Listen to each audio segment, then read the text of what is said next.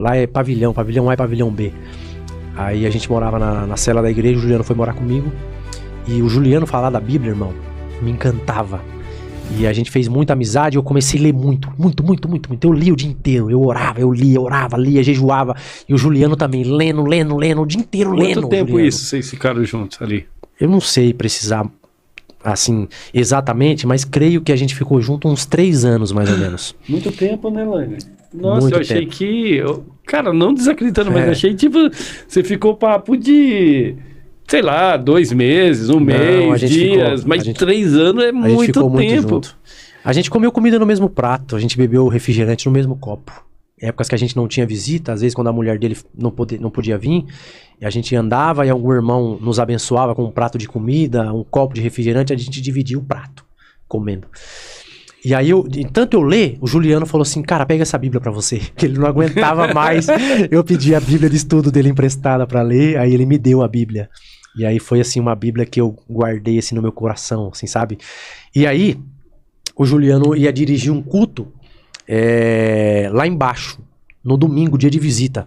E o culto de domingo lá embaixo era diferente, porque era um culto que a população se aproximava mais, as visitas vinham para o culto. Então assim, era um culto com a igreja, com as visitas da igreja e com as visitas dos outros presos, porque tem muito preso que a família é crente. Aí a família já aproveitava e falava, viu, vamos lá no culto? Eu quero ouvir lá um louvor, e já levava o cara pro culto pra ver se o cara se convertia. Então era um culto lotado, cheio de visita, cheio de pessoas não crentes, preso e cheio de presos da igreja, de crentes da igreja. Então era um culto muito bom. O Juliano chegou pra mim num dia e falou assim, Rafa, você tem mensagem pra pregar meia hora? Eu falei, eu tenho. Ó, irmão, eu nunca tinha pregado 10 minutos. Eu não tinha nada. Eu falei assim, tenho. Ele falou assim, então você vai pregar amanhã. Isso era sábado. Você vai pregar amanhã, lá embaixo. Eu falei, beleza. Mas, irmão, por dentro eu tava tremendo inteiro e pensando, cara, eu não tenho mensagem. Eu nunca preguei. Nunca tinha pregado? Não, já tinha, tipo assim, dado uma palavrinha, mas eu nem lembro o que eu falei. Sem conhecimento de nada, assim, só falar, entendeu? Pastor Samuel me deu uma oportunidade lá em Tirapina. E assim, mas eu nem sei o que eu falei, eu não falei nada com nada. Então não foi uma pregação, sabe? E aí eu falei pro Juliano, eu tenho, pode me dar 30 minutos. Ele falou, beleza, você vai pregar lá embaixo. Aí eu fui no pastor Márcio, que morava com a gente, 3 pastores. Nessa época, eu já era pastor, eu era o 4º pastor. Era o pastor Leandro Jorge, primeiro, pastor Márcio, segundo, pastor Juliano, terceiro, e eu era o 4º pastor. Eu já tava lendo muito, então eu já tava conhecendo muito a Bíblia. Falei, pastor Márcio do céu, pastor Juliano falou que eu vou pregar amanhã lá embaixo. Ele perguntou se eu tinha meia hora, se eu tinha mensagem pra meia hora. Eu falei que eu tinha. E o pastor Márcio falou, e aí? Eu falei, eu não tenho, cara. Ele falou, meu Deus. Ele falou, eu vou te ajudar. Eu falei, o que a gente faz? Ele falou assim, ó, nós não vamos dormir. Enquanto eles estiverem dormindo, a gente vai revezar no banheiro. Porque o banheiro era a única luz que podia ficar acesa. Que daí não incomodava quem tava dormindo. Aí a gente usava o banheiro pra ler. A gente passava a madrugada lendo dentro do banheiro do presídio. Aí o Márcio falou assim, ó, nós dois vamos fazer o seguinte, eu vou orar 1 hora no escuro aqui, quietinho no meio dos presos aqui da cela, enquanto isso você vai ler 1 hora de Bíblia no banheiro com a luz acesa. Quando der 1 hora, a gente troca.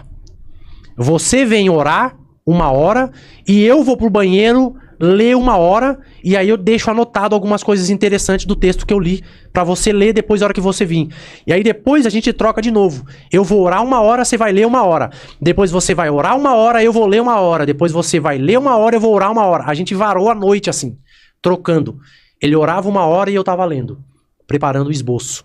Aí trocava, eu ia orar 1 hora, ele ia ler 1 hora e deixava algumas coisas anotadas pra mim.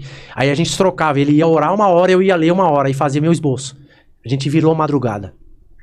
Clareou o dia de visita, a visita entrou, começou o culto. Juliano me deu a oportunidade e eu preguei. 1 João 3:8. Vou abrir o texto aqui. Eu lembro de cabeça, mas eu quero abrir só para fazer menção do texto exatamente como ele é. 1 João, capítulo 3, verso 8. Olha que texto maravilhoso.